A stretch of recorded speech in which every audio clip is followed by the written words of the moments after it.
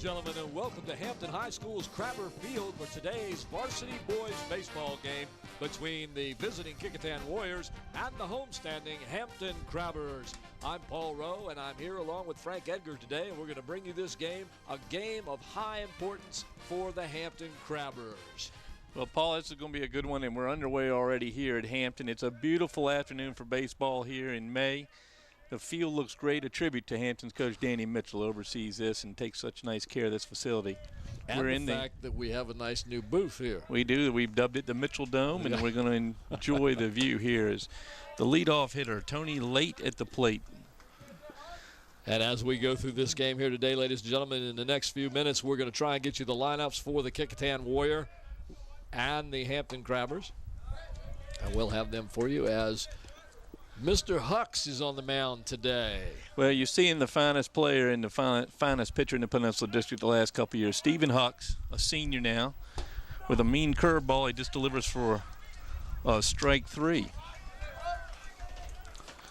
Hux has a terrific fastball and good curveball, and you're going to see both in plenty of amounts this afternoon. All right now the lineups for the Kecoughtan Warriors. You just saw number 1, Tony Late, was the pitcher. Number 5, Liam Bellows at bat now. He's the shortstop. Batting third, number 4, Cole Tyson, the left fielder. The cleanup batter, number 12, Nate Matheson at first base. Number 23, Tim Robinson, the left fielder. Number 15, Matt Cowan at third base. Number 11, Perry Barber. He'll be behind the dish today. Number 25, Eric Palmer is the center fielder. And number 18, Cyrus Carper, the designated hitter. And the second baseman, number 2, Dylan Roberts for the Kecoughtan Warriors. And that at the plate is number 5. That's going to be Liam Bellows. Bellows hitting 0-83, smacks a foul ball down the right field line. 1-1 now on Bellows. As Hux's battery mate this afternoon, Graham Johnson. Why is it that Jakowski's not catching? Normally he's the catcher for the Crabbers, is that right? He hadn't caught a lot this year. Graham's done most of the catching this year. As Bellows looks at it as a strike. It's 1-2. He must be a real good catcher, because I know Jakowski is a really nice catcher. Well, Jakowski's had a few injury problems and has played in the infield most of the time this year. Patrick, a sophomore at Hampton High, one of the highest touted baseball players in the Peninsula District, being heavily recruited coming up on the summer before his junior year. And there's strikeout number 2 as Liam Bellows goes down on a swinging strike for the second out of the inning here. 2 up, 2 down, as Steve Hux has struck out the first 2 batters here in the top of the first inning. No score. We're at Crabber Field at Hampton High School. It is May the 13th, 2013. Paul Rowe along with Frank Edgar here bringing you this game today. That's a good picture of Stephen Hux wearing the beard. He's grown that back as the season's progressed this spring. Hux, the reigning player of the year in the Peninsula District, and the leading candidate for that honor again this year in the 2013 season. Yeah, he's committed to Chowan College, and he is quite the pitcher. Has always been the pitcher, Paul. He's been picked up early. His Little League coach Sam Massey worked with him and has developed him into this pitcher. And of course, Danny Mitchell and his staff here have sharpened him up, and he is going to be a fine college pitcher. Sam Massey, one of the ex-players for the Kecoughtan Warriors. Absolutely. His coach here, he's 3-0 here on Tyson, the leading hitter for the Kecoughtan Warriors with a .433 average. We were mentioning that Buddy Denton, the old coach for Kecoughtan, is here this afternoon, watching over his former team. I didn't see him when we entered the field there. He must have slipped by me. Good pitch on the outside corner, Paul. You'll see Hux can move the ball in and out almost at will. He's got a lot of control. That's been what impressed me the few times I've seen him pitch, was his control. Just missed that time. As we said that, he walks the batter. That pitch wasn't that far outside, but. So now the junior Nate Matheson comes up, left-hand hitter. Nate, another highly touted college prospect. He had committed at one point to South Carolina, now has reopened his recruiting and is looking at schools from Old Dominion to Virginia Tech to the paper reports the University of Maryland. So a chance to go to the ACC or play for Hampton graduate Chris Finwood over at Old Dominion. And somebody's going to get a good young player. When you have a university like South Carolina looking at you and recruiting you, you know you've got some talent. South Carolina always in the top 20 every year, year after year in the NCAA. So that's a good player there if they want him. So Huck's now trying to hold Cole Tyson. Yep, 0-1 now on Matheson. Throw over to first base. Kevin Matthews over at first base for the Crabbers. They're going to try to pick off Tyson here to close out the inning.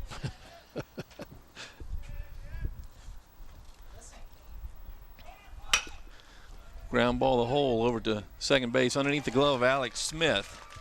Tyson rounds the bag but doesn't advance. 2 on, 2 out now.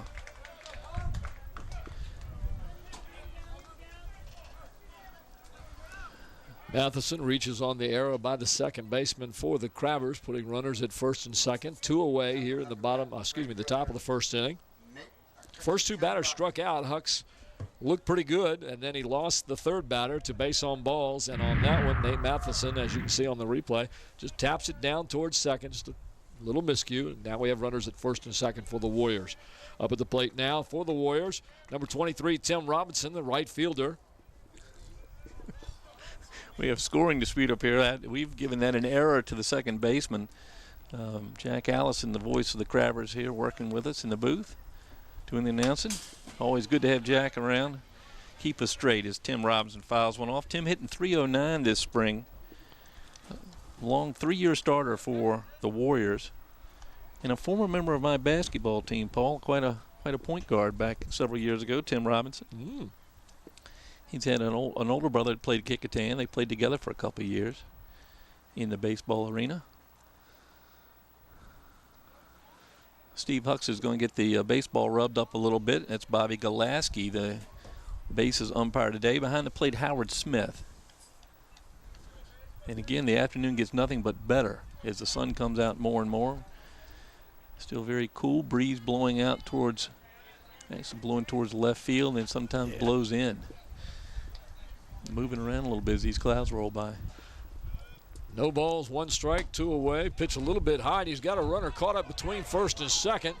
The throw goes down to first, going over to third to try and get the runner there, and they miss both runners. And that play was just, that didn't start out too good, Frank. That didn't start out too good at all. No, a little bobble by Graham Johnson behind, and had Matheson hung up between first and second. He'd made the right play going to the first baseman Matthews, but Matthews failed to remember that Tyson was going to scooting over towards third, made the throw late, and it is 1-1 on the batter. The runner's now at second and third. Pop foul over the right side and out of play. 1-2 on Robinson. Now, statistically speaking, do you call that an error on the catcher? Do you call it a pass ball?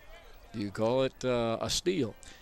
It's what my father would call a mental error on the first baseman. I don't think you record those.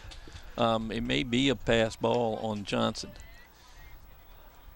I think probably by the book, pass ball is probably the correct call since he kind of bobbled and got away from him.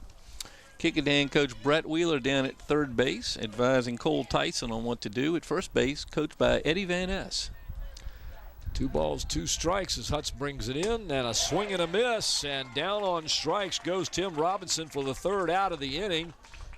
Well, did you see the curveball that time, Paul? What a terrific bender he's got, and his fastball is going to carry him to Chowan in the fall, and they're going to be glad to get him. Oh, yeah. You can see that right there. In that inning, ladies and gentlemen, for the Kecoughtan Warriors in the top of the first, no runs, no hits. There was 1 error and 2 runners left on base.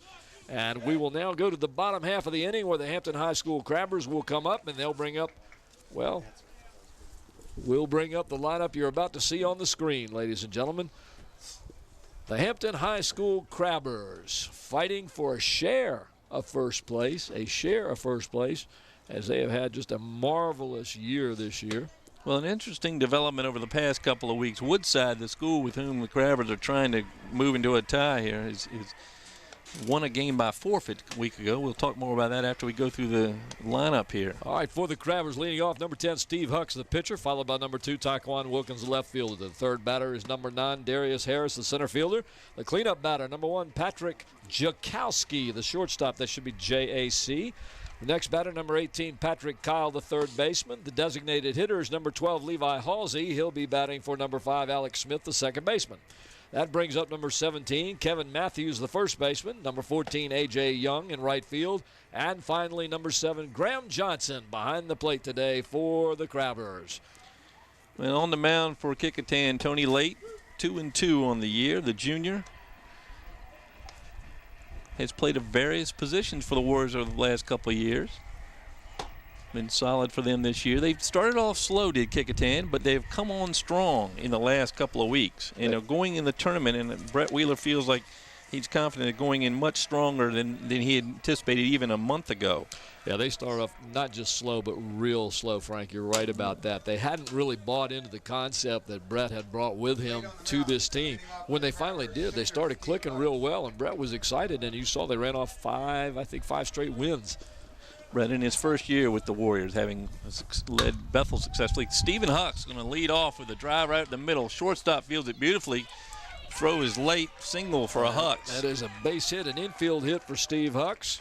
Hucks hitting .508 before that at bat. He's had quite a year at the plate, so as you can see there, between his pitching and his hitting, why he's the leading candidate for Player of the Year in the Peninsula District. And there you saw the stretch by the first baseman for the Kecoughtan Warriors. Nate Matheson.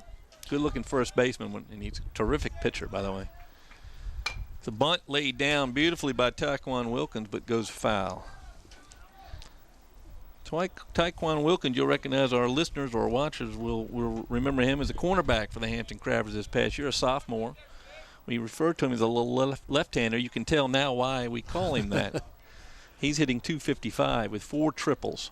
And got a little speed. And that's the thing I was going to say. You've got to remember, cornerback's got to have some speed, and Taekwon does have some speed. We've seen that this year. And, again, squaring around for the bunt, an obvious sacrifice situation. Already, Coach Mitchell is beginning to think this might end up being a pitcher's game. He wants to get some runners in scoring position and get somebody across that plate early. Taekwon is going to be a good person to have bunt with his speed. Of course, right now it's playing with the pitcher's mind as we've got 2 balls. Well, it should. Excuse me, 1 ball, 1 strike. Stephen Hucks has 14 stolen bases on the year so far. So he's not only can throw it and hit it, he can run as well. Ooh. Pitch was inside. That would have been a nice one to drag down the first base line if he could have got hold of that one. Well, Lace doing the right thing. He's trying to hit the corner, trying to give Taekwon nothing to bunt. 2-1 now on the lefty. Third baseman Cowan sneaking in. Yeah, he's going to. 3 balls, 1 strike as he was prepared to hit that one. No bunt on it that time. I think at 3-1, I'd turn him loose. Well, Danny Mitchell will play the small ball. And you watch, I think he'll square here. He wants the run. Let's see what he does. Oh, he walked him. Well, that's, for Danny Mitchell, that's even better. That gives him 2 runners now on base with a lot of speed. And as you said, that's what Danny plays for. He plays, I don't call it small ball, I call it Danny ball. Danny ball is get some speed out there and force the other team to do things that they don't want to do. If you're going to get the runner out when they're going from base to base, you're going to have to throw them out. Darius Harris now, another left-hander, and he squares the bunt. Harris, a senior, hitting .379, takes a ball inside. Now you see they've switched around. Matheson charging now from first base, with Matt Cowan having to cover third. 2 runners on, nobody out here.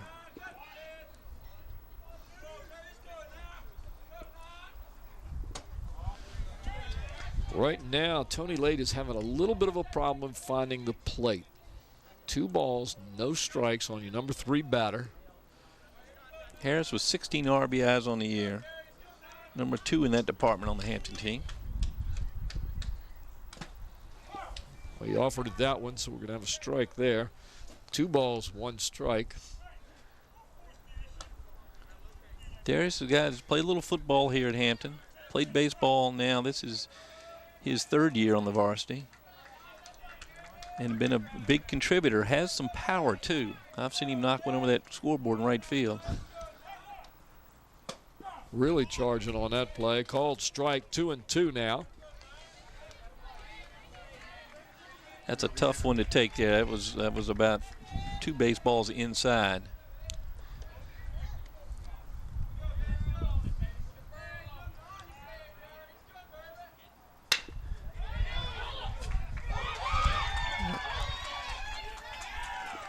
Ball bobbled by the second baseman for the Warriors, but it recovers in order to get the out at first. It'll be a fielder's choice. The runners will move up. Hucks will go to third. Wilkins will go to second. Darius Harris, he'll be out at first base on the play. Gets the job done, Paul. Yep. Gets the runners over. Now you got Patrick Kecoughtan with 14 RBIs, a home run, and 5 doubles, hitting .305 for the Crabbers. Patrick, a switch hitter, hitting left-handed against the right-hander late. And he takes a rip at that one for the first strike from late. Good-looking curveball from late. Probably his best he's thrown yet. Runners on second and third for the Crabbers here in the bottom of the first as they threaten. Kecoughtan takes that one inside. It gets away from the catcher, but not much distance here between the plate. They say it hit him. It did hit him. They say it hit him. So the base is full now at Crabbers. Number 5 hitter Patrick Kyle, the senior, coming up. Patrick already committed to Lynchburg for college. The senior, a 4-year starter here with the Crabbers, hitting .273 this year. Patrick, a very dependable guy for the Crabbers. 9 RBIs on the year, and does have some power. A lot of space down the left field line. Takes that one off the outside of the plate. Ball 1. Blade's going to have to be careful, but he's not going to want to put him on. No, and he doesn't want to put that ball in the wheelhouse either because Patrick has power. Almost did on that one. Yeah, popped over our heads out toward the interstate. I used to say the ball never made it, Paul, and I was coming in today, and there was one in the gutter pan. So it does. If you're on the interstate 664, just drive quick if you're between 4:30 and 7. 1-1 from late. Nice pitch, fouled right back here again. 1 ball, 2 strikes now on Patrick Kyle. Late smartly staying outside on Kyle. You see left fielder Cole Tyson moved way over towards center. Unusual alignment. Eric Palmer in center, also to the right field side of center field.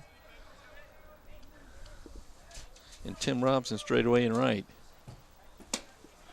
Stayed up and away on that one, evens it up at 2-2.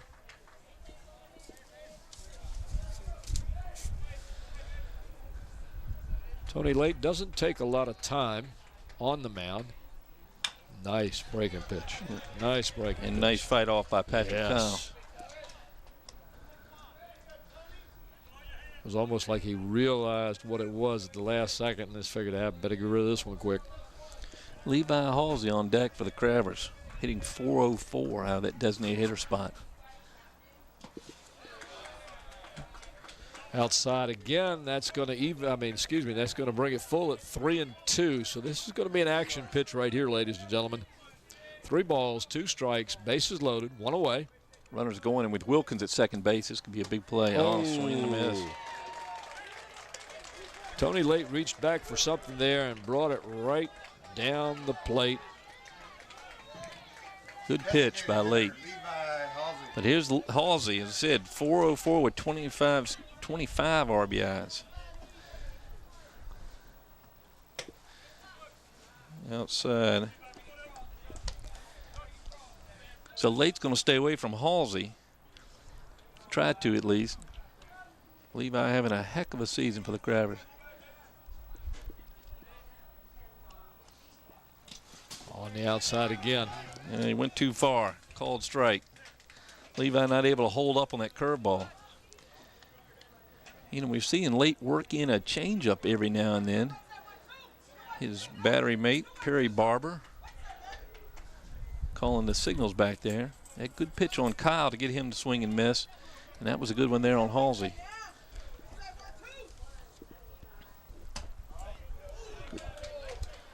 Good eye by Halsey. That was right there at eye level. That was one. And, of course, Danny Mitchell trains him below the hands, below the hands. You'll hear him say it from his third base coaching box down there. Yeah, but sometimes you hear that, you still can't hold off of it.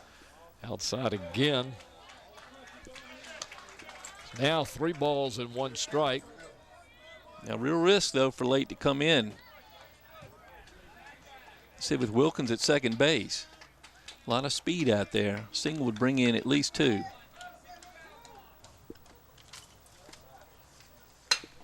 And there it is, right there in the gap. That'll bring 2 easily. Palmer's going to go third base. Not in time to get Patrick Kecoughtan. So a 2-run single for Levi Halsey, raising him to 27 RBI as Hucks and Wilkins score. Pitch came right down the middle. Halsey just took it right out where he could get to it and slashed it right in almost the gap in right center field. Well, the wind at this time, Paul, was blowing towards blowing to the right, right. And so that you could see that ball carrying. Palmer is extremely quick in center field. We see him on the football field, and then we see him out here in the outfield. Very quick, but no way to get to that one. Now Kevin Matthews. 2-run score for the Crabbers on that single. There are still 2 outs. Excuse me. Yes, 2 outs. With runners on first and third. So the Crabbers strike first here today, May 13th, 2013. Remember, a win for the Crabbers today will put them in a deadlock and a tie for the district championship. Yeah, Kevin Matthews hitting .318, 15 RBIs on the season. That ball a little bit outside, ball 1. That one right down the middle, and he takes that one to left field, and it takes a bounce, a wicked bounce. It bounces over the left fielder's head. He goes to the fence to get it. Here comes the runner from first. He's coming home, the throw, the tag. He's safe. The ball is dropped and going all the way to third base is Kevin Matthews as he follows the runner. Now that was going to have to be a hit all the way. That just took a wicked bounce over the left fielder's head. Well, scored a double for Matthews. As Tyson charges in, the ball bounces over his head. There's a couple of spots in the outfield, and in the outfield, and you get the spin off the hit, right off the tip of his glove. There you can see the replay. Halsey coming in. He scores all the way from first base. As now A.J. Young looks at a ball low. So 4 runs now for the Crabbers. And Matthews ends up on third base on the throw home. You could almost see the surprise on the face of Cole Tyson when that ball hit and just bounced up over his head. It was like, oh, no. Man. So number 6 and 7 hitters both give 2 RBIs as Young takes a strike. 2 balls, 1 strike on A.J. Young. A.J. hitting .294 with 2 triples and a homer on the year. Files 1 back. The Crabbers in a must-win spot here. Go ahead with 4 runs in the first. 2 balls, 2 strikes, 2 outs. Right down the middle is a slash toward first base. Picked up nicely by the first baseman, Nate Matheson, for the 3rd out of the inning. Well, good inning for the Crabbers. 4 runs on 3 hits. 2, 3. And 1 left. Real good start for the Crabbers. We were talking earlier about what the situation is. Woodside and Hampton have been neck and neck all season long. Woodside now stands at 15-3 after a forfeit over the Denby Patriots due to the new pitching rule. And we would have to have a calculator out here to explain the pitching rule, but it's a number of innings versus a number of days rest. It's calculated on a rotating basis, so it's a tough rule.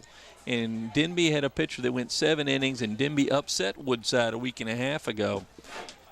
The problem then came up with the pitching regulations. It was checked with the VHSL, the Virginia High School League, and it was declared a forfeit.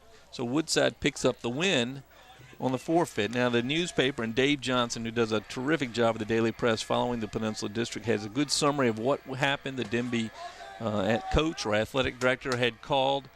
He had called the a representative of the Peninsula District and gotten a confirmation that it was that his pitcher was allowed to go 7 innings, and that turned out to be incorrect. And it was overturned by the Rules Committee, and now Woodside stands at 15-3. So the Crabbers have to win now to tie it. And then the important thing here is the regular season winner gets the automatic berth into the region. And then the second team would be normally the tournament champion if it's not the... Or the second place team, yes. If the tournament champion is the same as the district. Right. Yeah. Stepping to the plate now for the Kecoughtan Warriors to lead off the second inning, Matt Cowan. Matt Cowan is the third baseman for the Warriors today. He takes the ball low. He's hitting .349. That ball looked low, but it's a strike. Howard Smith's been pretty consistent on the outside corner. It's a 2-ball outside, and you can see Graham Johnson setting up just there. That one called a ball. I thought we had the zone figured out, but so 1-1 on Cowan. Johnson again on the outside corner with the glove. And they stay on the outside. Yeah. 2 balls, 1 strike to count.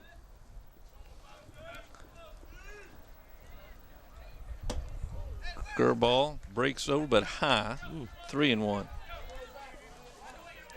Huck's filling in the hole there on the foot of the mound. Wind blowing almost straight in now.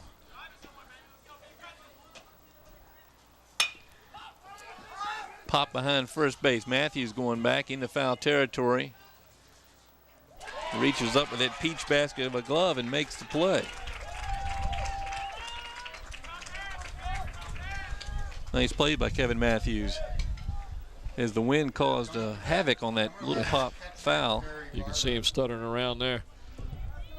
1 away now for the Warriors as the batter is the catcher, Perry Barber.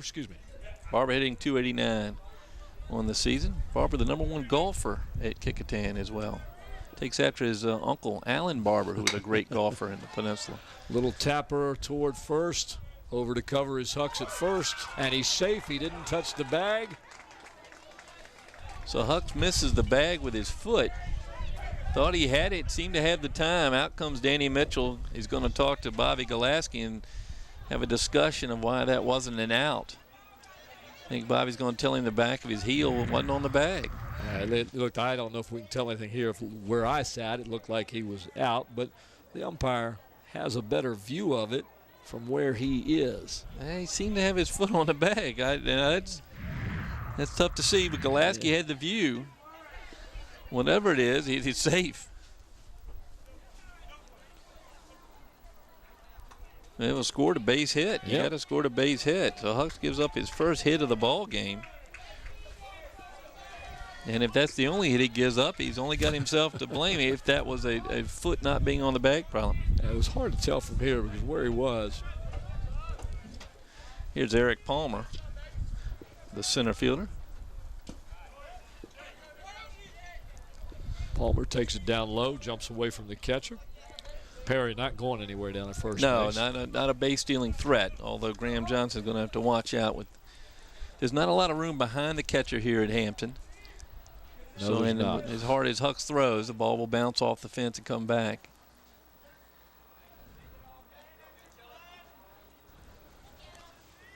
Palmer sets himself in the box. Hucks gets the outside corner for a strike, 1-1. That was about 3 balls out. So, the outside corner is where these pitchers are going to start going. Hucks and Late are going to benefit from that as long as they can figure out where the zone is and the umpire is consistent, everybody's happy. Yeah, that's exactly correct. Right now, Graham setting up on the outside. Moving back in. Fouled off. It'll be 1 ball and 2 strikes on the batter, Eric Palmer, the center fielder for the Kecoughtan Warriors.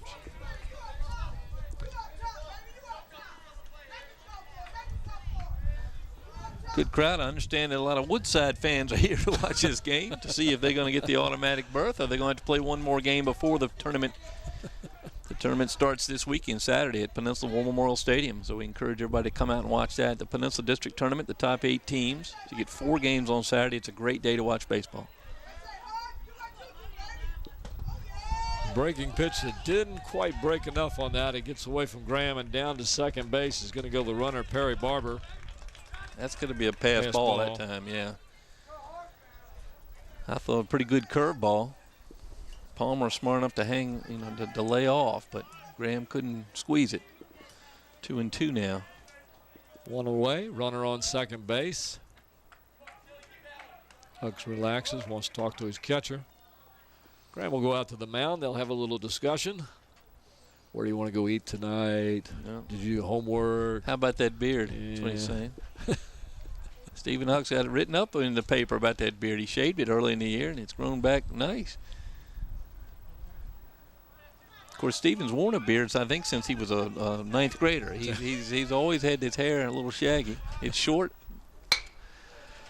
Toward the hole, goes through into left field. Barber will go to third, and Eric Palmer will get the single into left as he rounds first base and holds there. Runners now at first and third for the Warriors with 1 away. Well, sharply hit by Patrick Jakowski. If you can get it past Jakowski, it's a base hit. He covers a lot of ground out there at short. When he first went there, I thought he was going to get to it and make a play, but not make a throw. Right, ball stayed down a little bit, able to scoot in the left field. So now batting the designated hitter, Cyrus Carper, for the Warriors. Carper hitting .381, Paul. Whoa. So good hitter here. The designated hitters really are showing their mettle for these two teams. Oh, they almost had him. Palmer was leaning towards second that time, and as Hucks rocked back, he started to make his move, and Hucks came backwards and stopped him, and now he's throwing to him. Got him.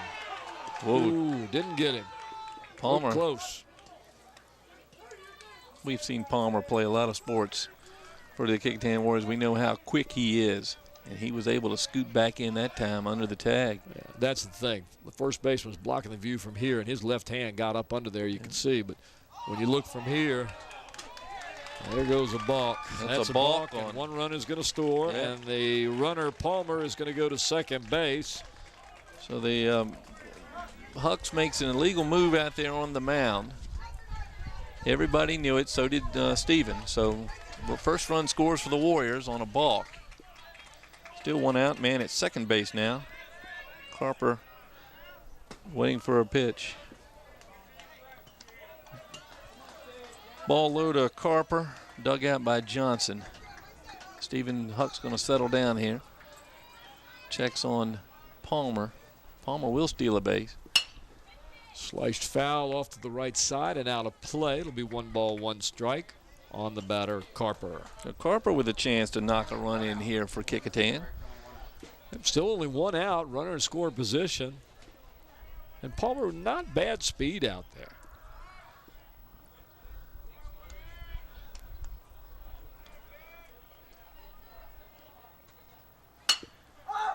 Nice breaking pitch. Flied right towards center field. The runner's tagging at second. He's going to go to third. Here comes the throw. It's going to be cut off. The runner will slide in safely. 2 away as Carper flies out to center field. Well, just deep enough to move the runner over. As Darius Harris puts a squeeze on it out there. Harris with a good arm from center, but nobody's going to get him. A quicker runner is Palmer. We go back to the top of the order now. Tony Late can help himself out here. He struck out the first inning looking.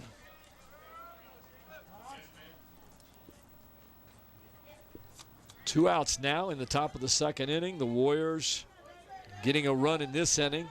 Now are behind 4-1. Late pops it up to the right side of the infield. It's drifting foul and comes back, and the wind is really playing with it.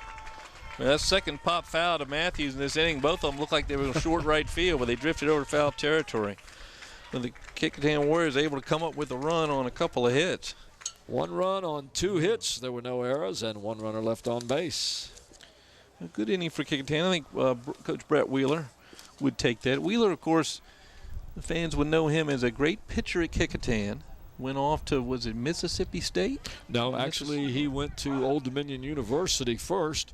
And then to Mississippi, correct? Right, he won some pitching accolades at Old Dominion, and then one of the coaches there transferred to Mississippi State. And when Brett talked with him, he made arrangements to transfer to Mississippi State. So he had a good college career, came back home. Coach Bethel took him to the state semifinals in 2008. Coached one more year there in 2009, and then came to Kecoughtan.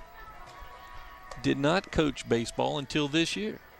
And as this is his first year, and done a very good job with this Warrior program. And I have a feeling he'll be similar to Danny Mitchell. He'll be a guy that'll be there a long time. He could be. His family's been around Hampton ever since I can remember. I remember Brett when he was in diapers almost. A nice young man, and again, a terrific coach. Bottom of the second inning, the score here, Hampton 4, Kecoughtan 1. It is May the 13th, 2013. We're at Hampton High School's Crabber Field. Boys varsity baseball, 4-1. A Hampton lead at this time in the bottom of the second inning. The batter coming to the plate is going to be number... This is Graham Johnson, the catcher. Graham Johnson, the catcher. I missed A.J. Young. He grounded it in the inning. Yes. Johnson hitting .238 with 11 RBIs. Graham is the last of the Johnson brothers to come through. He is the fifth Johnson to Rick come Johnson's through Hampton. Now, this is son? Rick and This is John's the youngest son. ones, yep. His brother Kellen, the oldest one, played at Hampton High School, and so did several of the other Johnsons. Kellen was the successful pitcher. I think all of them played. Yep, they're a great group of great family. Rick and Joan, big part of Hampton sports. I talked to Mickey when he was in middle school. As we get a foul ball here from Mr. Graham Johnson. One strike. Graham's also one of the last, he and Stephen Hucks and Patrick Kyle, the last of the Hampton With All-Stars that went to the regional championship a couple of years ago. 3 years ago, in fact. And the three of them are the last three members of that squad to still be in high school. That was a great team. Won the state the second year that Hampton With had been to the state tournament. They won the state and went to Florida. Finished third in the nation. 2 balls, 1 strike, and that ball was laced down the first base line, but it is just foul. There's that wind again, Paul. Yes. So 2 balls, 2 strikes, the count on the batter.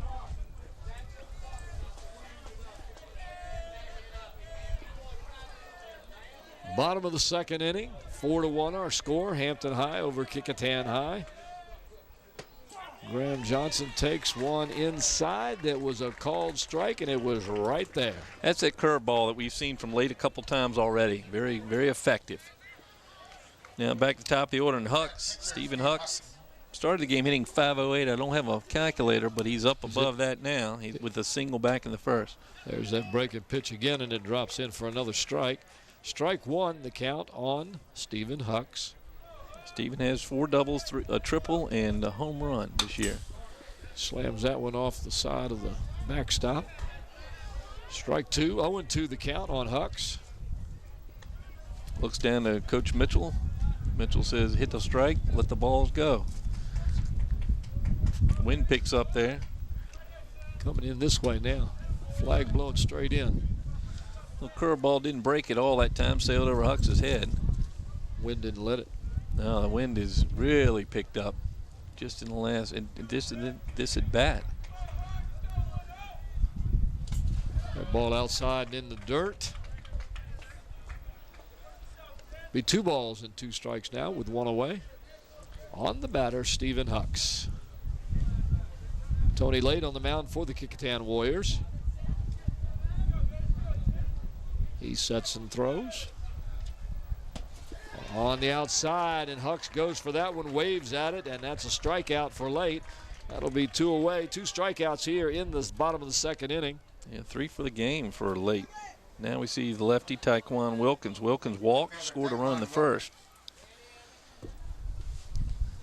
Most of the time in that his first at bat, he tried to bunt. Ended up being walked. Let's see what he does here. Ball up and outside. So Wilkins has 4 triples on the year. And he's got a lot of area to work with in left field. Cole Tyson way off. That was right on the outside of the plate, but he was able to stab that one, grounded it to the second baseman. The second baseman over to first. And that's the inning, as that ball was fielded by Dylan Roberts. Enough for the Crabbers there, but they're after 2 up 4-1. No runs, no hits, no errors, no one left on base. The score after 2 complete innings of the game, Hampton 4, Kecoughtan 1. Good view there of Perry Barber in the dugout. Field looks really, really nice, Frank. It Real does. Well, nice. and we're sitting in the booth. Coach Mitchell has worked on getting, through help from the city of Hampton and others, to get this booth up, and he's done a great job. The field is immaculate. The grass is beautiful, cut clean. It's well groomed around here, and these coaches like Danny Mitchell and Brett Wheeler treat these fields like their own backyard. Well, I, for one, can appreciate this box because for years we sat on scaffolding that was 10 feet up in the air that we had to call up on to the top, and the wind would blow you from the left to the right to the left to the right, and you never knew if you were going to fall or what. And it'd blow you off the scaffolding today if we weren't in this secure booth. All right, here we go. Leading off the third inning here for the Kecoughtan Warriors is going to be shortstop number 5, Liam Bellows. Bellows, Tyson, and Matheson for the Warriors here, top of the third. Hucks looks in, gets a sign from catcher Graham Johnson. Nice little breaking pitch coming right toward the plate.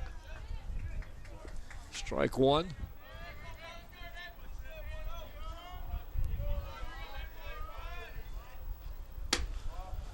Outside, 1-1 as it's a ball.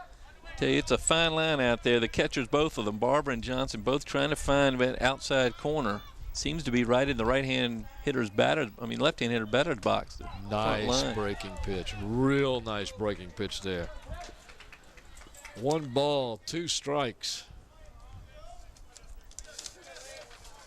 Tell you what, if he can get that one over and then switch it outside like he wants to do that last pitch, that was a little up there. Huck 7-1 on the year with an ERA of 1.50. 2 balls, 2 strikes to count on the batter.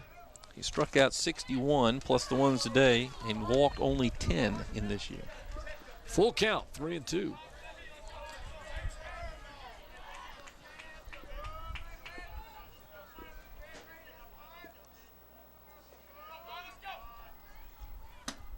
Swing and a miss, and down goes the batter, Liam Bellows. Strikeout. Bellows' second strikeout of the game, 4th strikeout for Hucks.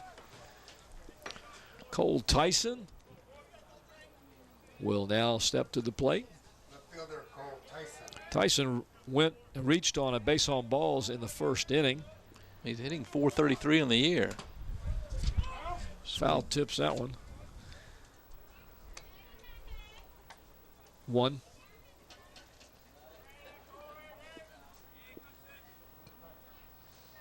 One strike on the batter. Cole Tyson, not Kyle.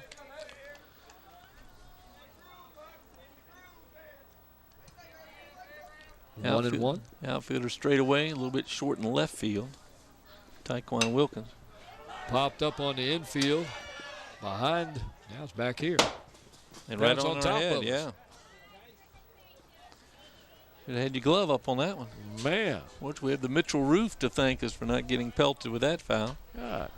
Patrick Kyle was charging in like he was going to catch a pop-up, and then all of a sudden Graham took off for it, and then the next thing you know, it's hitting the roof of this building. Said the breeze is flipping back and forth, but strong. You probably could pick it up on the microphone a little bit. Yeah. You can see it sometimes. It'll hit right toward us. That flag will be right straight. I mean, standing straight up in the air. And the right-hander's going to have a hard time getting the ball out of this ballpark today. Yeah, I can see why the fielders might be a little in. 1 ball, 2 strikes. The pitch, a nice curve. And he fought that one off. Otherwise, he was going to be a swing and a miss there. He really did. That was a nice play by Tyson just to even stay alive. Man.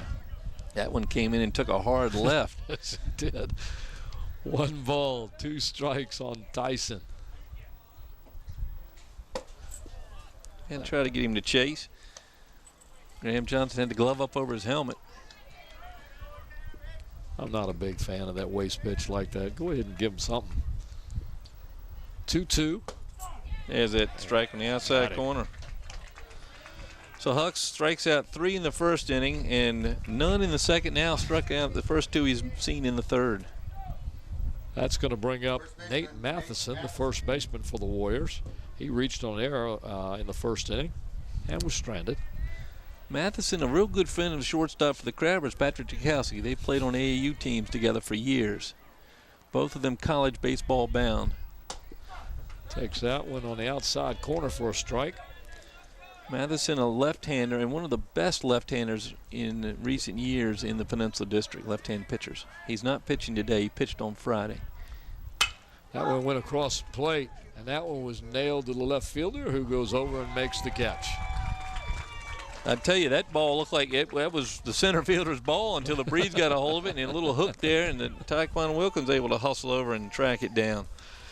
So the fly out to left field is the third out of the inning. There'll be no runs on no hits, no errors, no one left on base as we watch the replay of the left fielder as he comes over quickly to pick that one up. And after 2.5 innings of play, the score remains Hampton 4 and Kecoughtan 1. You know, the both starting cornerbacks for the Hampton Crabber team play baseball. Cal Key is also on the bench. Is he really? Number 11 on the bench today. And, of course, Wilkins. They were the corners this past year of a very successful Hampton program. And we see late warming up as the Crabbers go to the dugout. That's Joe Trimble there, the assistant coach, longtime assistant for Danny Mitchell. Danny's the gentleman right to his right as our camera moves over to pick him up. His field looks great. Danny's done a lot of work here around the fencing and the dugout area to give a little bit better viewpoints. This was one of the tougher fields to see if you were a fan a couple years ago. Now he's moved some fences around, again with the help of the city. And got to give credit to Jim Wilson, who is just a jack of all trades, the head of that Parks and Recreation. For in a long time. How many years? I'm not even going to say it. Jim would get angry. How many years? A long, long time. Man, he's worked hard to make all the parks here in Hampton look good. And he does a really good job. Stepping up to the plate here to start the bottom of the third inning is going to be Darius Harris, the center fielder. He reached on a field. Excuse me. Yes, he reached on a fielder's choice. Right. Right back on the pitcher's glove. Fielded by Roberts. Nice play. It's going to be one of those 1, 4, 3. Yep. I hate that when that happens. Well, the second baseman normally does it. The pitcher can knock it off the line, but that time just a little bit of a diversion. Roberts able to stop and come up with it. No, I was saying I hate it when I have to do 1, 4, 3 on what should be just a 4, 3. The switch hitter Tchaikovsky now. Tchaikovsky hit by a pitch in the first inning and scored. Slices that one off foul and over the backstop. Here's Matheson's AAU teammate for a number of years. Strike one on the batter, Tchaikovsky. Up and away, ball 1, 1-1. Patrick, a self-taught switch hitter. Decision he made several years ago and has really worked hard, hit from the left side. That was inside. He was jammed on that one, a little bounce to the second baseman, and that one is misplayed. And Tchaikovsky will reach on the error. I have no idea what he slipped on, but he's got his pants down like some of them do, with down around the heel of the shoe. That time here's the replay. You can see it. He just fell. Stumbled. Ball a little slower than I think he thought it was, and the speed may have messed him up. So Tchaikovsky on with one out.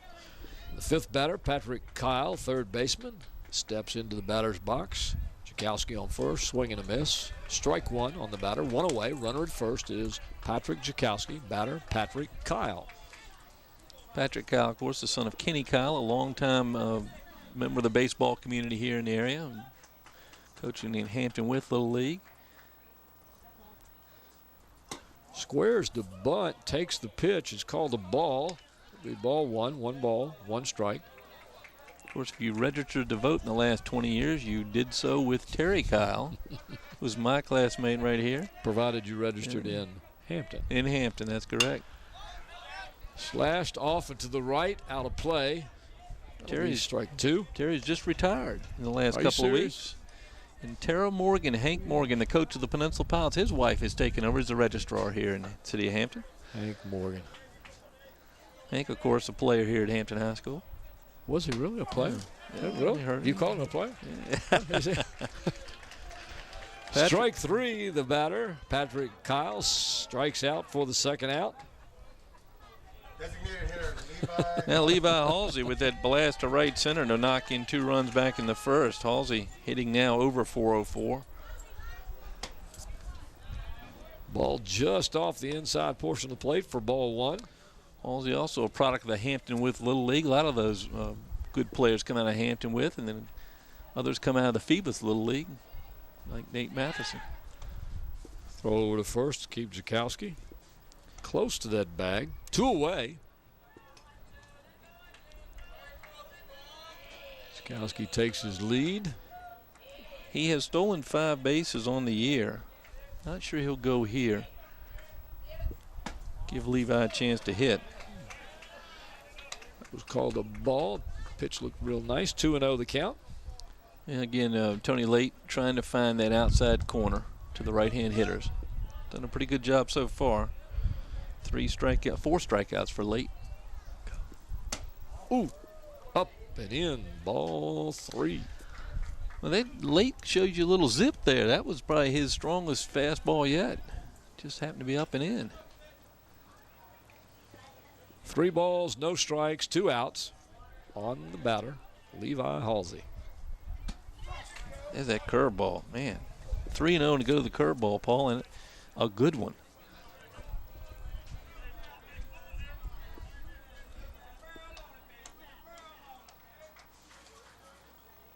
Again. 3-2, full count. Kind of the counter on what you would thought he would go to is his go-to pitch, but that curveball's been. Yep. He's pitching for a strike. I'm surprised. Will he go to it? Doesn't go to it now. He goes with the fastball. It gets away from him and goes inside. And Halsey, is it Halsey or Halsey? Halsey will take his base. And Kecoughtan will go down to second with 2 away. We now have runners at first and second for Kevin Matthews. Matthews has a chance. He had a double that bounced over the head of the left fielder, Cole Tyson. Went off the top of his glove and knocked in 2 runs. So Matthews with a double, 2 RBIs so far in this ball game. First pitch from Late is a ball. 1 ball, no strikes on the batter, Matthews. Outside, it'll be ball 2. Excuse me. Yes. Ball two. Ball 2. Late looks like he almost overthrows the fastball a couple times. You see him, he's got a lot of hand on that ball that comes out of his hand. Ball 3, 3-0. All 3 fastballs. Yep. All 3 fastballs. 2 outside, 1 inside. We'll see if he goes back to the curve here, 3-0. Perry Barber gives him the sign. Yep. That one. And he throws Got it for the a corner of the strike. plate. 3 balls, 1 strike. Well, if I'm Matthews, I'm looking for the curve this time. 3-1, look for it. See if you can't catch one that hangs a little bit. He didn't do it. He went to that fastball, gets away from the catcher, but everybody moves down on the base on balls to Matthews, so we're loaded up now. And my pencil broke. I've got it. 2 walks. A.J. Young. With 2 outs and 2 walks. Bases full of crabbers. A.J. Young now grounded to first in the first innings up. Got a chance to improve on his 15 RBIs on the season. That looked like a straight change that time, Paul. It did. Ball 1. Not a bad pitch to start off Young with. Not having seen many of those. Fouls that one off. It'll be 1 ball and 1 strike on the batter, Young. 2 outs here with the bases loaded for the Hampton Crabbers as they're threatening again to add more to the 4 runs that they already have. They hold a 4-1 lead here in the 3rd inning. Ball's outside, 2-1. That pitch gets tougher and tougher to take. Young's got to watch out because he's going to come back to the outside corner, I would think. Throws that breaking pitch, but that one was way far out. It's 3-1 now. 3 balls, 1 strike on A.J. Young. Bases loaded. They used to say there's nowhere to put him, but there is. He gets put on first base and everybody else moves. Yeah.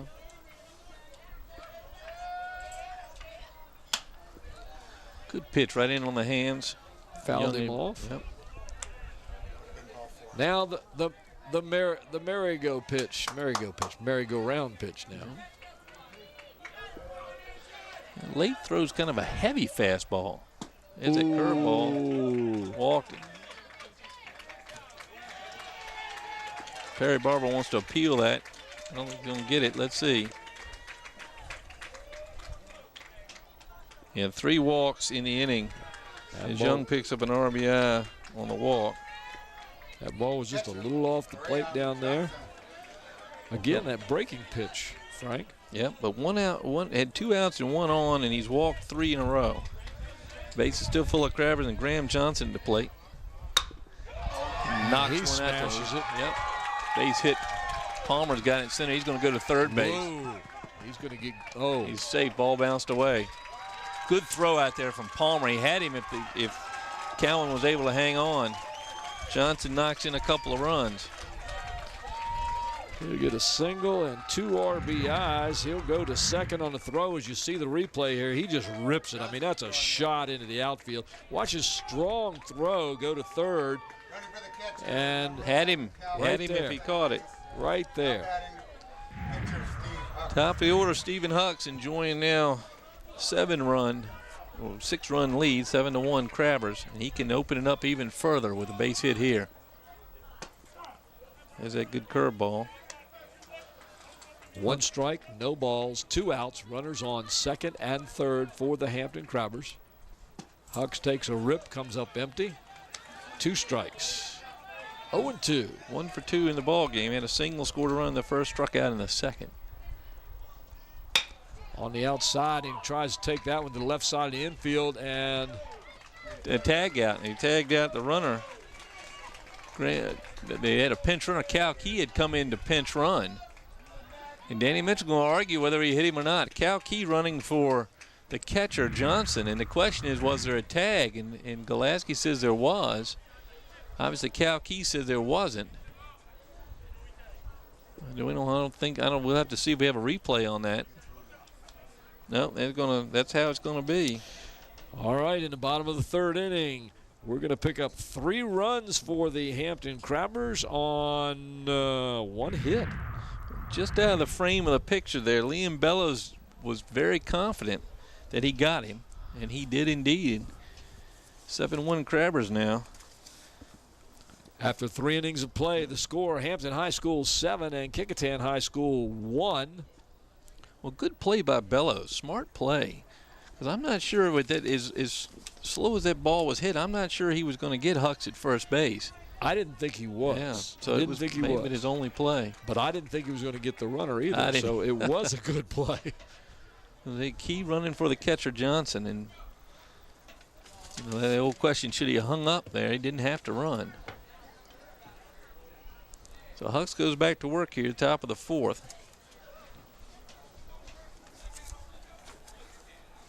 Hucks with a 7-1 lead out on the mound for the Crabbers. And 5 strikeouts in the game. And the question now is, and it just depends on when this playoff game is, how many innings do you throw Stephen Hucks? If you're with a 7-1 lead, that's right. Do you start thinking that stuff now, though? That's the thing. Well, I'm like, trust me, Danny Mitchell's thinking that stuff right now. Yeah. He's got to have this win, no question about that. Yeah. He's got some other pitchers out there, Jakowski, Matthews, that can come in and throw. Patrick Kyle, these guys can throw. Well, he's pitched 3 innings now, and of course he's on the mound here. Right. Of course, we had the major league umpires. You don't know what that meant. We had that incident the other night with the Houston game. Did you see that? Where they just missed the rule. Everybody apparently in the whole stadium knew the rule, but 4 guys wearing blue outfits. My grandmother knew the rule. She's been dead for 50 years. My gosh. Leading off the top of the 4th inning for the Kecoughtan Warriors will be number 5, Tim Robinson. Or not, excuse me. Yeah, Tim Robinson. Yes. Number 23, excuse me, he's the 5th batter. He squares to bunt, takes a strike 1. Robinson has done some catching for the Warriors in right field today.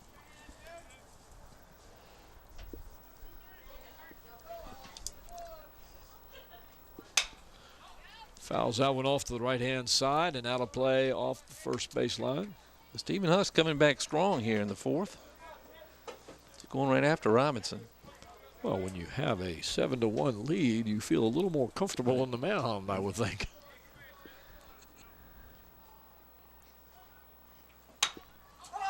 Fouled up. Matthews all the way to the fence. I don't think he's going to get that one. Out of play. Kevin Matthews getting plenty of work down there at first base over in the foul territory behind Eddie Van Ness. Eddie, of course, one of the best peninsula pilots ever. Played his ball. He went to VMI and then finished at East Tennessee. Not a bad player at VMI, not a bad player at Kecoughtan either. Terrific ball player. 0-2 the count. Another foul ball, this time to the third base side. Now, Paul, you almost could hear that one spin. That was that curveball, the kind of high and tight curveball. Robinson lucky to get his bat on it. You could hear it. But you could hear it. The satellite pitch coming in.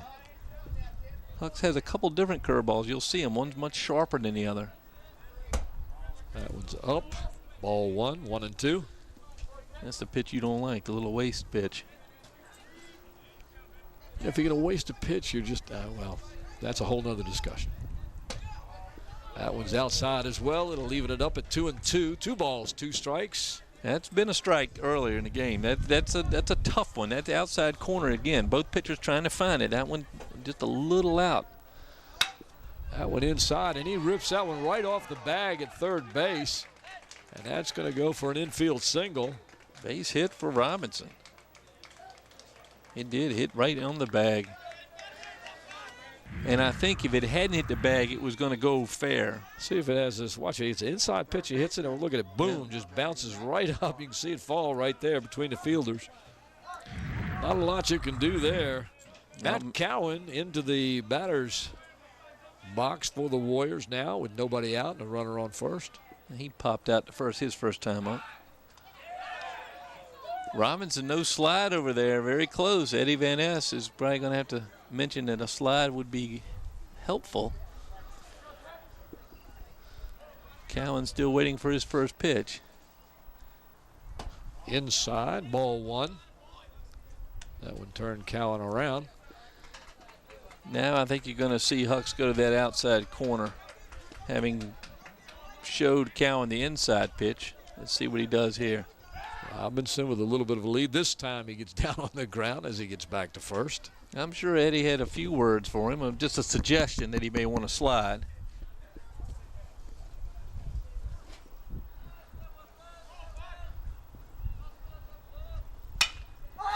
That ball's popped up on the outfield short grass as it keeps coming in and in. Yeah, much deeper than anybody thought. Darius Harris started off about 30 feet deeper than he was. But that wind got a hold of it. I think Harris thought somebody on the infield was going to end up with it. Kind of a quiet hit. You didn't hear the ping of the aluminum bat that time, and able to put it out in the center field. Didn't hear anything. One away now as Cowan flies out to center, and that'll bring up Perry Barber, the catcher, who has singled and scored for the Warriors. He's the only run for the Warriors. And off goes the runner to second. The throw is off, and we're going to have a stolen base. It'll go into center field. He's going for third, no throw. And so the error at the bag will and on put Johnson. Robinson at third. That ball tailed on him. So we've got a stolen base and an error, sending the runner to third. So, and a ball to Barber. Robinson at third. Barber has ball 1. And a base hit. He singles into left field just over the outstretched glove of Kecoughtan, and he'll pick up the RBI as Robinson will come in to score the second run for the Warriors. So the error hurts there. Is Barber able to knock in Robinson? Robinson able to score from third on the short single to left. 3 hits for the Warriors today, and Barber has 2 of them. Excuse me, 4 hits. Barber now at first base. The batter, Eric Palmer. Chili Palmer takes a strike. Now see, that one looked, from where I'm sitting, that one looked inside to me. Palmer with a single back in the second. Got all the way to third base. Couldn't score. Barber draws the throw over at first base. Barber's the only Warrior that's been on base twice. There's that outside corner. Oh. That's ball one. One ball, one strike. Tough pitch. I know Hucks wanted that one.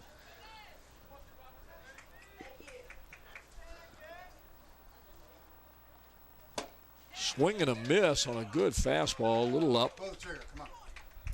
One ball, two strikes on the batter. Good crowd out here tonight, this afternoon, Paul. Both bleacher sets seem to be full. A lot of people along the fences. But what a good, beautiful afternoon after just 2 months of rain on early in the week. Ground ball right to Kecoughtan. He'll take it himself, crosses second, fires to first, double play. Beautiful play by Patrick Kecoughtan. And that closes it out for the Warriors here. They do pick up a run, though.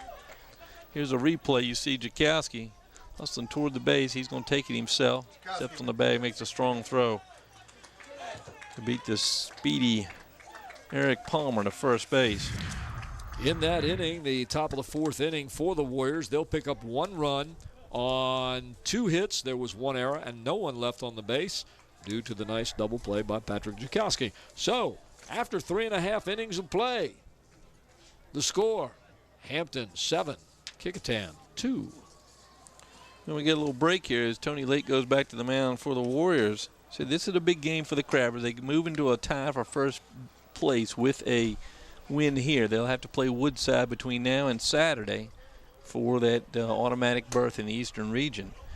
Other teams pretty much set. Menchville has clinched the 3rd spot. They're going to face Bethel next Saturday. Bethel in the 6th seed. Gloucester and Kecoughtan can flip-flop depending on what happens today between Gloucester and Phoebus and what happens right here. But either way, one's going to wear a dark jersey, one wear a light one. As I said, Bethel, the 6th seed, will play Menchville, and then Denby awaits the 2nd seed. They're the 7th team, and Warwick can clinch today the 8th seed. There is a combination where the Phantoms get in. The Phantoms, though, have a tie on their record. They tied Denby in a game that was called for darkness, and that tie may have cost them the chance to make the tournament. So there's a couple of pieces that have to fall into place for Phoebus to make the tournament in the 8th seed, but whoever it is, they face either Woodside or, and if Hampton wins today, Hampton. Leading off the bottom of the 4th inning for the Hampton Crabbers is the left fielder, number 2, Taekwon Wilkins. He swings and misses at the first pitch for strike 1. Taekwon 0 for 1 today. Grounded to second his last time up. Walked in the first and scored a run. Takes the ball up high. It'll be 1-1. Wilkins, another product of the Hampton with Little League.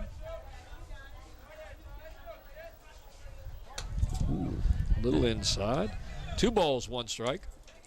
That looked like a change that time, Paul. He's thrown it a couple of times. It generally drifts in towards the left-hand hitters. Right down the middle of the plate, strike 2. It'll be 2-2. I think Late's pitched well today. He's given up a few hits. Had a couple plays behind him, didn't go like he wanted. That one was about a...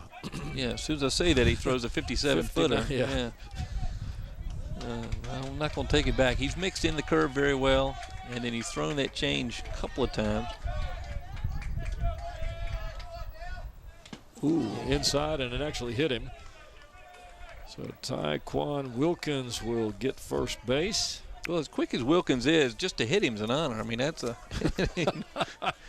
He's normally can get out of the way of those things. Wilkins is extremely fast. And now the left-hander Harris is going to follow his other fellow left-hander. Number 9, center fielder Darius Harris, the batter for the Crabbers. On the fielder's choice and grounded to second. He's 0 for 2. Came in hitting .379. Takes a ball up high for ball one. He squared around the bunt on that pitch. Said Darius got some power, and being a left-hander, I could see him poking it out here at right field with this little breeze. Every now and then that wind will shift and blow towards the right field line. And they've got him pulled way over. Well, they do. If he could swing late, there's a bunt. Nice bunt. Yeah, dropped it on the change down there. Nice play by Barber and nice play by the first baseman Matheson. And the people talk about whether it's good to have a left-handed first baseman. There's a good reason to have a left-handed first baseman. He was able to reach that glove out around Harris, who was clearly running right down the line and is being as wide as he could going down there. But the sacrifice bunt. That brings up Patrick Jakowski, the shortstop, and he puts it up in the outfield. Whoa, center fielder falls down. Good thing was the ball was hit to right field, so we're okay. Yeah, well, Palmer hit something out there and slipped. He did. He's looking at the ground like it was a pipe or something out there, but there's nothing out there but grass and dirt. Fly out to right field for the second out of the inning. 2 down now. Runner on second base. Kyle again, who's not having a very good day to the plate. Let's see if he can turn around here. 2 strikeouts for Patrick. Patrick Kyle takes the pitch, a throw as the runner tries to seal third. He is so far out, it was weird that the ball dropped out of his glove and the runner was safe. Well, I mentioned that Wilkins plays football, didn't I? Yeah. Well, that time, that's the old, I'm going to have to knock it out of his hand because I'm dead meat. Here's the replay. There's the pitch right there. The ball went out of his glove. Third baseman picked it up, but runner safe on the error. Well, Brett Wheeler out to argue that. Golaski had the call. It's going to stay, I believe. Yeah, he's sure it's going to stay. He's going to argue the runner was out, and then the ball came out later.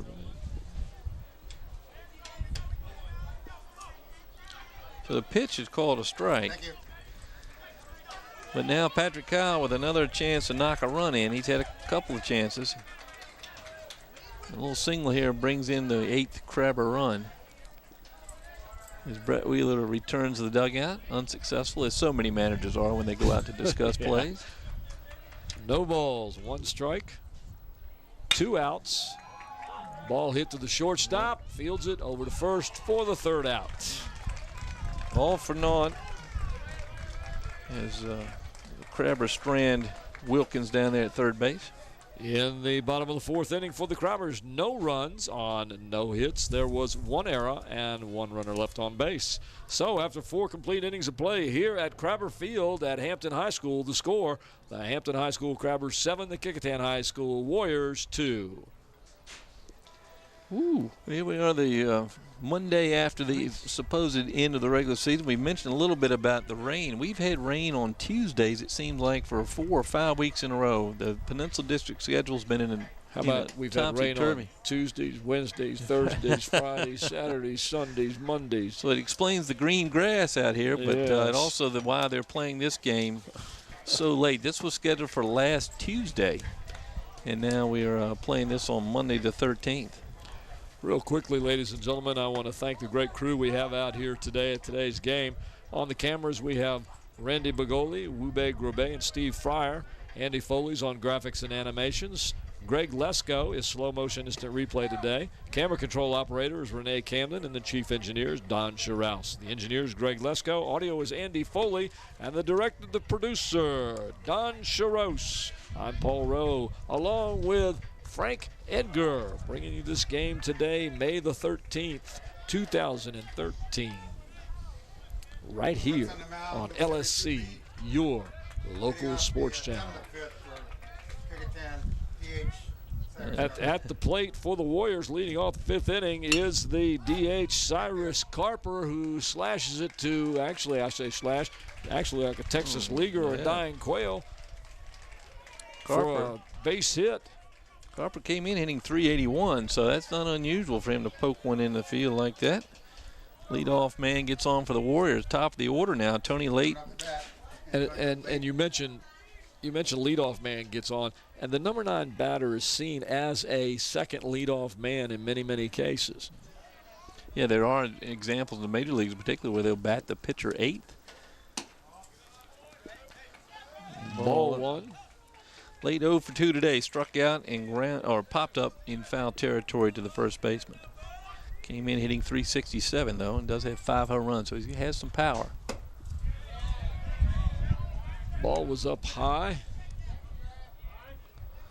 They're checking that one with the field umpire. He says no. 2 balls, no strikes. Nobody out. Carpa, the runner at first base. Kecoughtan down by a score of 7-2 here in the top of the 5th inning. Fast-moving game, Paul. It is. It is. That was a strike on that outside corner that we were talking about a little while ago. Huck's able to find it again. Both pitchers are taking advantage of that, and smartly so. Well, if they're going to call it there. Yeah. Throw over to first base. Runner gets back safely. Craver defense straight away. Both left fielders playing a lot farther from the line than you would think against the right-handers, but with this breeze and with the speed of the pitcher. Ooh, nice breaking pitch right in there for a strike. 2 balls, 2 strikes now. That pitch came right at the batter and then just died and right froze across the plate. Literally froze late. That's what they're supposed to do. Now he's going back outside. Graham Johnson set up almost behind the left-hander's batter's box for the next one, the 2-2. And he throws that curve on the inside of the plate and gets the strikeout. 6th strikeout for Hucks today.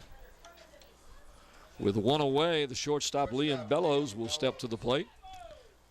Bellows has struck out twice already, which is no shame against Stephen Hucks. Instead, he came in with 61. Now he has 66 strikeouts on the year. Another throw over to first and got him. Got him. It looked like he just didn't get that right hand up there quite quick enough and couldn't get that left hand around.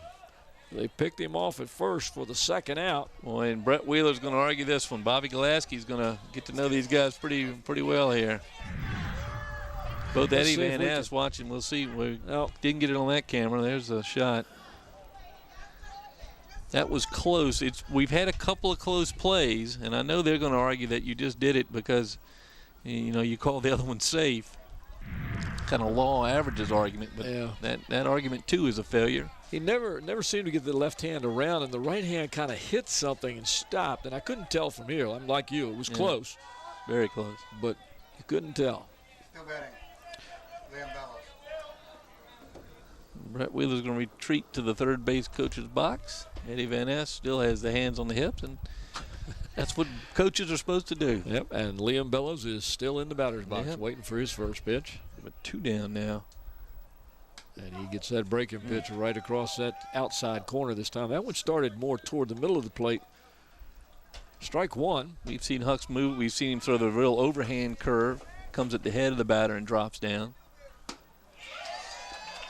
Fastball in there, swing and a miss. Strike 2. 0-2, 2 away. Bellows a little frustrated today. And there's plenty of batters in the Peninsula District that have felt that frustration against Stephen Hucks. Now that time he was almost set up outside the right hand back. Graham Johnson was almost in the Kecoughtan dugout with his glove that time. 1 ball, 2 strikes. Out there again, 2 balls, 2 strikes. The difference has been if the catcher sets up out there and he hits the glove, he often gets the call. That time you saw Graham having to reach out to get it, so he's not going to get that one. Sets up again outside. That one down in the dirt. You're not going to get the call that far out or that high up on what they like to call the waist pitch, and I don't like that. They need to pitch the ball inside. Get it near the plate where you can swing at it. Full count now. And I think Bellows able to get his bat on it. He fouls that one off. I've been to too many UVA games and talked to too many coaches up there. With 2 strikes on the batter, you're going to get as close to that plate as you can without being outside that plate. And, I mean, you've got to have pinpoint control. But they expect it in the colleges. And here they're teaching the kids to throw out in the other batter's box. And that's, to me, not good. Long pop foul down the right line. It's going to go over the fence. 3 balls, 2 strikes, 2 outs. And a good Nobody crowd, on. Good crowd down there along the fence. Nice picture of Steve Hucks on the mound as he throws this pitch off Lost the outside of the plate. Had him 0-2 and lost him. Now that base runner becomes even more important. They lost. Second walk by Hucks today. That'll bring to the plate the left fielder, Cole Tyson. Tyson is his 3rd time at the plate. He's walked and struck out. He rips at the first pitch, fouls it off to the right-hand side. You can see, Paul, how little we've seen hit down the left field line today. All it's here. all right. And I know this breeze is strong and is probably tending to blow that way more than others, but nobody's getting around on Huck. We've had a couple down. One hit the third base bag off of, who was that, Barber's bat? 0-2 the count. No balls, 2 strikes on the batter.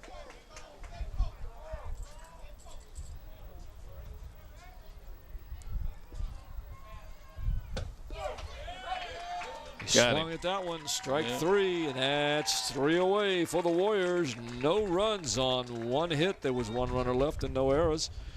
After 4.5 innings, the score, Hampton 7, Kecoughtan 2. For the senior Stephen Hucks with a nice final home performance here. 7 strikeouts for Stephen.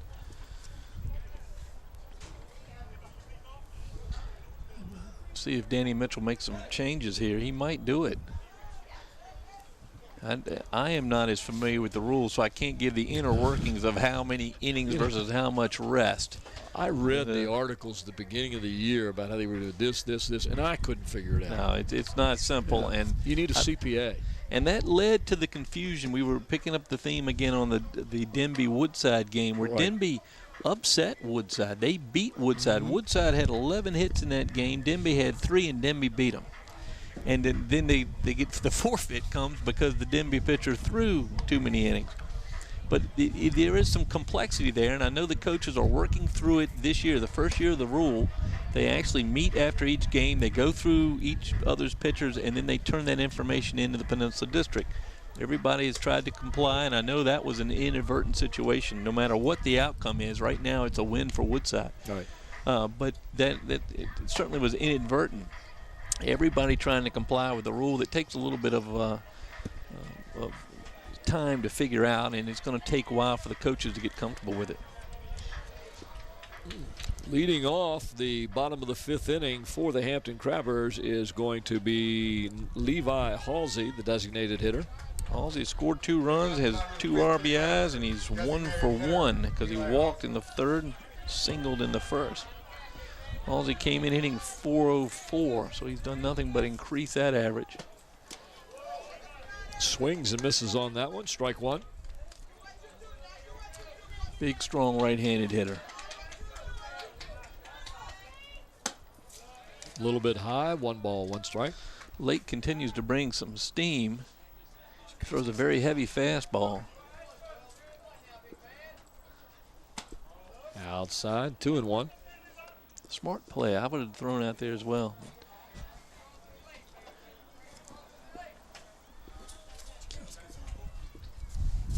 Breaking pitch. Right in there for a strike. 2 balls, 2 strikes, excuse me. 2-2. I think Jakowski warming up in the bullpen for the Crabbers. Swing and a miss. Strike 3 for Halsey as he goes down on strikes. 1 away now for the batter, Kevin Matthews, the first baseman. Kevin Matthews. 5 strikeouts now. Excuse me, 4 strikeouts now. Excuse me, 5. I'm 5. 5 correct. For Late.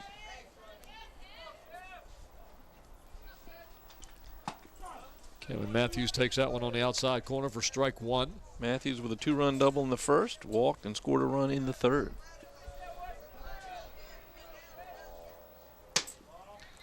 Some heat there, ball 1. Yeah, just kind of a heavy sound to his pitches.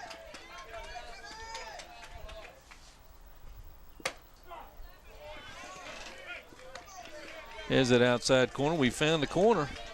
Late found it that time. About 3 balls outside, but good pitch.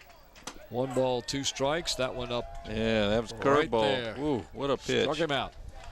So go with that fastball on the outside corner, then follow with that curve. Good series of pitches there by Tony Late. With 2 outs, that'll bring up the right fielder, A.J. Young, number 14. Young with a walk and a ground out. He too swings through one. RBI for Young back in the 3rd. On the walk with the bases loaded. Looks like Late has gotten into some sort of rhythm here he wants to stay with. He's working quick. Fouled off and to the right again. We ought to just tell people to assume that if it's fouled off, it's going to be to the right off the first base side. Right, yeah. I mean, we'll let you know if it goes to the left. That's a good picture of Tony Late, his kick and delivery. There's a slash towards second base hole, and that'll bounce off the second baseman's glove, but that'll go down as a hit. Good attempt out there by Dylan Roberts. He's had quite an adventurous day at second base. But that time he almost came up with one. I didn't think he'd even get a glove on it. I didn't either. Quickly to his left. And able to. Now, ladies and gentlemen, if you want to watch this, if you get a good view of it, here's a ball hit toward the second baseman. You're not going to see it. It bounces off his glove, but that's considered a hit because he had to make an extraordinary play if he was going to make any play at all to get the runner out. Cal Key is going to run. The other cornerback on the Crabber team is going to run for Young. We'll see if he enters the game. The batter, Graham Johnson. Johnson with a 2 RBI single his last time up. He's 1 for 2. He gets the slow curve to start him off for ball 1. Didn't quite break enough over the plate. Runner on first. Fouled off right up here. Everybody jumped except for me. That's because it was coming right at me. Jack Allison and I are about ready to split apart and let that go through us. That's why they put the fence up there. Smash towards second base, hard hit. It'll go to first, and there's the 3rd out. Roberts recovers nicely, yeah. Nice recovery by Robert. That's hard hit ground ball. In the bottom half of the 5th inning for the Hampton Crabbers, they'll pick up no runs on 1 hit. There were no errors and 1 runner left on base. So now we've completed 5 innings here at Hampton High School. The score is still Hampton 7 and Kecoughtan 2. We're going to see Cal Key come into the lineup for the Crabbers. He's going to replace Young in right field. So Key in now in right field if you're scoring at home for the Crabbers. They're going to have a change. 11. Let's see where everybody moves to. So Cal Key moves into right field. Hux is going back to the mound. So we'll see how long Stephen's going to throw here. He's in his 6th inning of work. 7 strikeouts, 2 walks. And what do we got from 1, 2, 4 hits given up? I think that's correct. 2, 3, 4. Yep. 2 in the 2nd and 2 in the 4th. 2, 4, 6, 8, 10, 12. Every other inning you get a hit. I really thought there was a good, strong possibility that Hux may not go out on the mound in this inning. And with a 5-run lead. Something tells me that the inning rule is into the fact where it doesn't matter now. He's going to have to sit out the maximum time. And so why not pitch him 1 more inning? There's Cal Key in right field, number 11. And Graham Johnson. Graham took a minute to get his equipment on. He was the last out there in the bottom of the 5th. And in the top of the 6th inning here, we're going to have Nate Matheson. Matt Nathanson? I haven't seen Nate get a hold of one yet. He flew out to left his last time up. He's 0 for 2. Did get on an error in the 1st. The big man can swing a bat. Ooh. Fouls that one off the plate. That's really close. His left foot may have been in the field of play, and if that had hit him, he would have been out. But just a swing and a strike. Nate, again, a very strong left-handed pitcher, and that's what they're looking for him to do in college. And he's been heavily recruited, rightfully so. He's put on some weight as he's grown up, and you see there he really got a hold of that one. Dead center field, Harris able to make the play. And that's in the breeze. Now, if you get a breeze going the opposite way, that would have been trouble. Again, Matheson had looked at South Carolina. I think he's going to try to play closer at home. He still can play in what has become a very strong ACC baseball-wise. Strong baseball all over the place, really. Tim Robinson now steps up into the batter's box for the Kecoughtan Warriors. That's 23.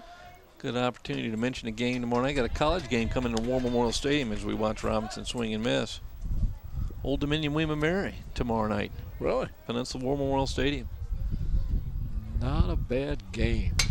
That ball stroked right over the second baseman's outstretched glove, kind of tipped off the top of his glove. He needed about 12 more inches for that. Alec Smith out there, not able to come up with it. Give it a base hit for Robinson. 2 hits for Robinson on the day as he singled in the 4th inning as well. That'll bring up Matt Cowan, the third baseman for the Warriors. 1 away.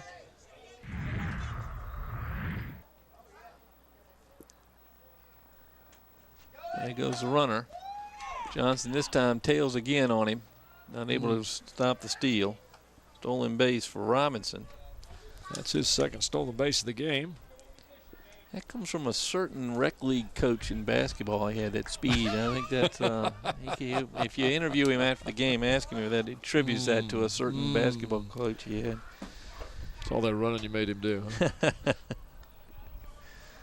Yeah, you don't want those 7-year-olds standing around, do you? Speaking of standing around, Hucks steps back off the mound. Make sure the runner gets closer to second. There he goes to third. Ground ball to third. Kyle's got it. Lead runner hung up. He's going to go ahead and take him. Yep. Tags him out. Nice play by Patrick Kyle. He gave him every opportunity not to run, but good play by Kyle, the senior, at third. So Matt Cowan will reach on the fielder's choice as Kyle decides to take the runner who tried to go from second to third, as you see there, and he just chases him down and makes the right play by taking himself all the way. Now, Brett Wheeler playing aggressive baseball, calls for the steal, and it just bad timing on that one. Yep. All right, that brings up Perry Barber, who is 2 for 2 in this game. Barber with the RBI single in the 4th and singled it back in the 2nd. Scored a run in the 2nd. Good day for the catcher. 1 ball, no strikes, runner on first. Fouls that one back and behind us. Another interstate ball. All the years I've watched games out here, I thought, no way those balls get through the trees. And I came down the other day, and there was 3 in the gutter there on the right side of 664 southbound.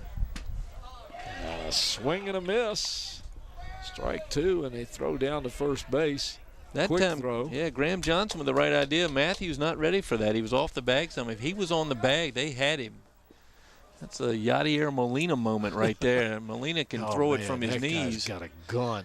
Oh, man, can he throw that ball. He picks off several a year at first base.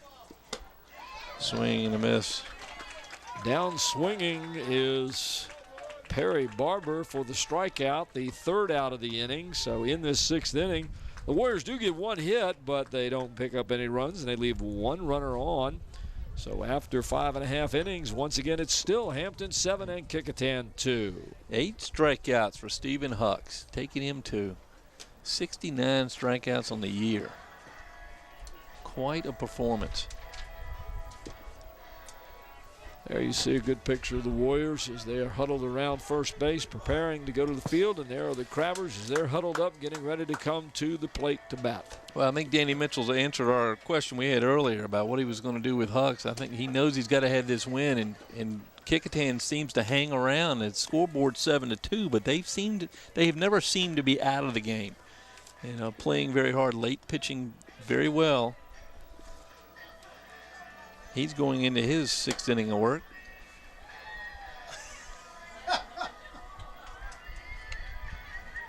It is May the 13th, 2013. We are at Crabber Field at Hampton High School for this game between the Kecoughtan Warriors and the Hampton Crabbers.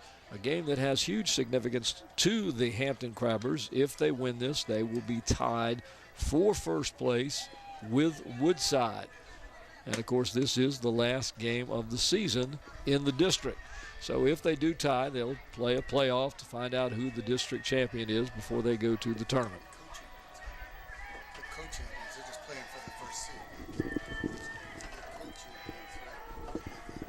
seed. Stepping up to the plate here in the bottom of the 6th inning, the leadoff batter and the pitcher of this game so far, Steve Hucks. Hucks 1 for 3 today, singled and scored a run in the first. He takes a ball. Hucks again hitting .508 on the year. So a 1 for 3 performance, extremely disappointing for him. He bounces Sharp that hit. one to third. I think you got to score that in error. It's tough. What do you think? That is a tough That's ball. a tough play. That's Let's one of look those, at it here. Maybe we caught that in replay. That's tough because it bounced funny when it hit it in front of him. I'm one of those guys where the hot corner is a hot corner for a reason. When a ball's hit down there that hard and takes that kind of bounce, although he was coming in for it to play it off the bounce, I'll leave it to your call. Well, I knew his father would give him a hit. That's a tough play down there. He came in well on it, but it bounced a little bit to the right and kind of over his shoulder. Nice bunt by Wilkins down to first base. Matheson's going to play it himself. Misses the tag. He missed the tag wide. I mean, Matheson is going to argue he was too far out, but of course it's first base. They get a little leeway going to first. So a single for Wilkins. So 2 hits in the. Yep. Whoop, I put it in the wrong He place. clearly missed him. Home plate umpire Howard Smith stepped out from behind the base, I think, to call second base play. Yeah, you could see it. And he from missed here. him. He did miss him. That's not the no dispute. question, yeah. Brett Wheeler not happy with that. There's no question. I think he may have been arguing he was way too out, but of course going to first base, they give him a lot more leniency down there. Wheeler's going to follow Bobby Golaski out. Have a further discussion. I talked to Coach Wheeler before the game. He said he wanted to go into the tournament on a winning streak, and he wanted to win this game. And then, of course, I've never known Brett Wheeler not to want to win. But he really wanted to go in on strong, and they played so well of late. He's disappointed with that call. He may be disappointed, but and we could see it from here with no problem at all. He missed him by quite a bit. It was the right call. And that's going to bring up Darius Harris for the Crabbers now with nobody out and runners on first and second, and there's lots of speed out there. Harris he squares 0 for the 2 bunt. with a sacrifice bunt in the 4th. Ball gets away from Barber, but he keeps the runner at second Yeah, base. Justin Davis has come in to run for Hucks. We're in number 4 out there. So Davis running at second base. Pitch was called a ball, so it's ball 1 on Harris. He squares again, gets this bunt down. It's right to the back pitcher. to the pitcher. They're going to go to third with it, and they get the force there. Nice play by Late. Bunt a little hard. Harris on first base with another fielder's choice as Davis is thrown out at third for the first down. Now Patrick Jakowski again, the switch hitter, still hitting left. There's the play you can see right there. Good play by the pitcher to get that first out, the force out. Jakowski pops it up. It's drifting over the left side. Late right up against the fence, not able to come up with it. So Patrick Jakowski lives to swing another day as he comes, picks up his bat.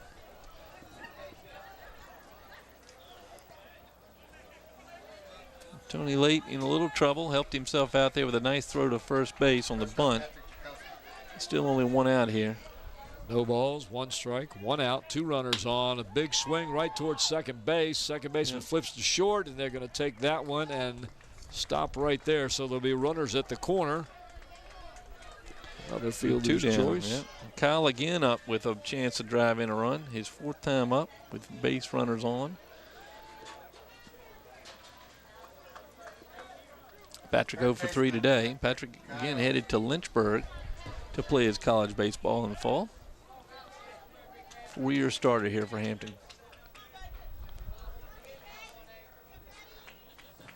2 outs, runners at the corners. He can pull a ball. Guys could run all week long. They're going to throw down to second base. They're going to try to get the runner at home and a bad throw home. Good play on. They clearly had to play on. The throw down to get the stealer was just a fake. And in came Roberts. He was to cut it off and come home, but his throw home to Barber was way off the line. And the Wilkins scores from third. Here's the replay. The throw goes down to second. They cut it off in front of the bag, but the throw was nowhere in time to get the runner. Steal of home and a steal of second. Yeah, so Kecoughtan now at second base. 1 ball, no strikes. Ball up high. It'll be 2 balls and no strikes. 2 outs. Runner now at second base as the Crabbers push across that other run with another run. This is good for Patrick Kyle. He's been in behind the count his first 3 at bats. He was behind in the count the whole time. Now he's ahead 2-0. And again, he's got enough. You practically have 25 yards out there off the left field line. He could drive a ball. Smacks that one right up the middle and over the shortstop's head into center field. The runner around third base. He'll come home. The throw is going to go home.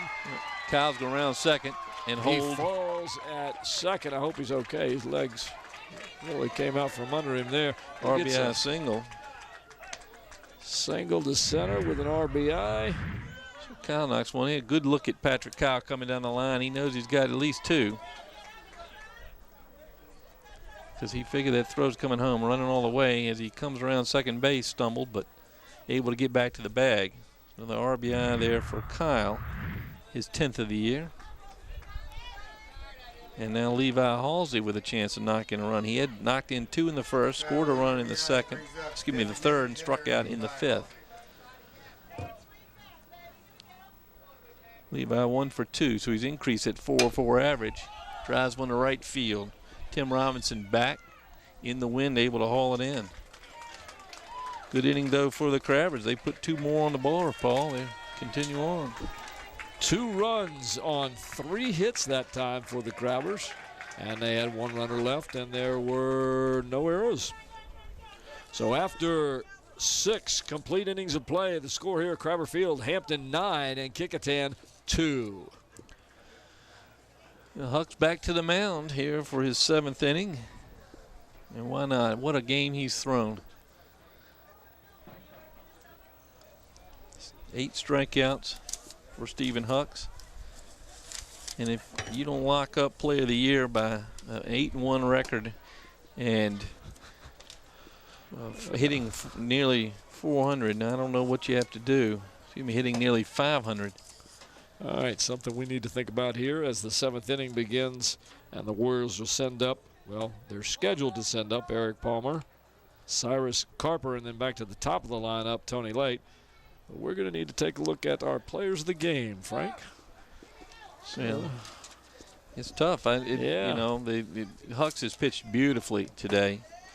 He had some good play and good swing in the plate. Levi Halsey, of course, and then Kevin Matthews in the first inning. But Hucks has kept Kecoughtan under control the whole time.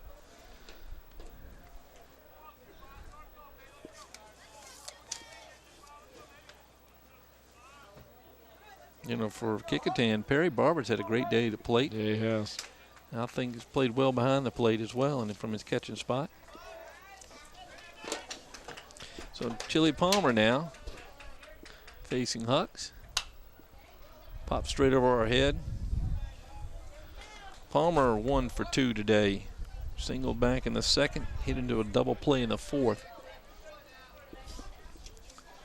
Grabbers all straight away in the outfield. Pitch was outside. They're appealing it, and the umpire says no, so it'll be a ball. That pitch has been a ball and a strike, just depending on where the catcher sets up. And both pitchers have benefited from that corner. Didn't get it that time, though. You know, foul ball off this side. You know, I'm of the opinion that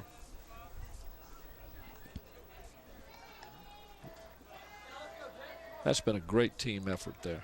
Oh, yeah. Yeah, very much so.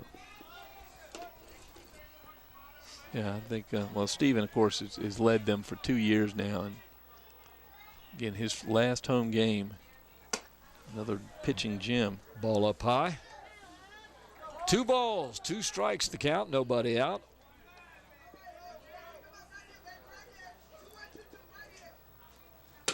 Ooh, what a curveball. That one was What pretty. a curveball. Kind of the signature Stephen Huck's curveball right there. Chili Palmer could do nothing but smile. And that's And all he he did. did. Too. He looked at that and went, what did they say? Tough pitch. He stood there and waved as it went by. Carper 1 for 2 with a single in the 5th. Make the play. Shortstop over to first for the second out. And Nice play by Kecoughtan. And Frank, I'm going to say right here, I'm going to let you do the honors with Hampton, but since Kecoughtan's the visiting team, I'm going to announce that Perry Barber, who was 2 for 3 and had one of the RBIs, in fact, I think it was the only RBI of the game because the other one scored on a balk. Right. We're going to call him Kecoughtan's player of the game. But on the Hampton side, I think we go with Stephen Hucks. What a fine pitching performance, and really tops off just one whale of a career here as a Hampton Crabber. 4 years, 4-year starter. Been a wonderful player and a great member of the Crabber tradition here. Stephen Hucks is our player of the game. so there they are, ladies and gentlemen. Perry Barber and Stephen Hucks. As that ball's popped up to the infield, Kecoughtan camps under it, or tries to, as he ends up at second base. He came all the way across for that one. And that's going to be the last out of the inning and the last out of the game as the Warriors get no runs on no hits, no errors, and no one left on base. And ladies and gentlemen, the final score here is Hampton 9 and Kecoughtan 2. What a great ball game we saw here. A must-have win for the Hampton Crabbers if they wanted to have a share of first place and force a game against the Woodside Wolverines to see who was going to win the district championship and have an automatic berth in the regionals. Well, Hampton now moves to 15-3 and into that tied spot. We'll follow along through the paper, and if you get out to see the championship game, I imagine it'll be Wednesday or Thursday. Win, co-champions. And then the district tournament starts next week, is that correct? The 18th, somewhere around then, Saturday. Yeah. I hope I get a chance to go see some of those games. They're going to be some really good games. Great ball out there, ladies and gentlemen, if you want to go see them. And Kecoughtan ends they've won 8 of their last 10 games. So they, despite dropping the game today, they come in, they're going to head into the tournament having won 8 of 10. So they're going to come in strong just like Coach Wheeler wants them to do. And I know he's going to go out there and tell the kids, don't worry about that. We got a game coming up against Gloucester on Saturday. We need to be ready for that. All right. Once again, ladies and gentlemen, we thank you for joining us this afternoon here at Hampton High School. The Hampton Crabbers 9, the Kecoughtan Warriors 2. My name is Paul Rowe on behalf of the crew, and Frank Edgar. We'll see you the next time we got a ball game out here. Remember to watch LSC, your local sports channel. Good night.